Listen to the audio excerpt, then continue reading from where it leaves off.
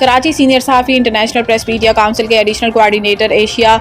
APRNS foreign affair committee international के chairman group of media world bulletin के chief executive national press club के सरप्रस्त खसूसी और Pakistan federal union of journalist Karachi workers के रुकन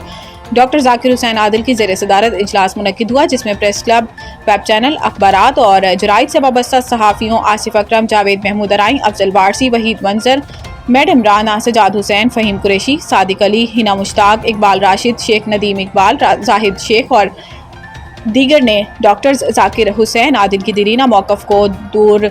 रस कामयाबी करार देते हुए जर्नलिस्ट प्रोटेक्शन बिल के नफाज का खैर मकदम किया और इसे बेहतर हुकूमती कारगुजारी करार दिया। डॉक्टर जाकिर हुसैन आदिल ने इस मौका पर बाद सहाफ़ियों को असनाद और एजाज़ात देकर हौसला अफजाई भी की। डॉक्टर जाकिर हुसैन आदिल ने कहा कि यह बिल मजमूई तौर पर पाकिस्तान के तमाम प्रेस क्लब, वेब चैनल, अखबारात और जराइद से वाबस्ता सहाफ़ियों की कामयाबी है और इनकी बेहतर कारकर्दगी और खिदमात के एतराफ़ में हुकूमत की ये फ़राख़दिली काबिल कदर है।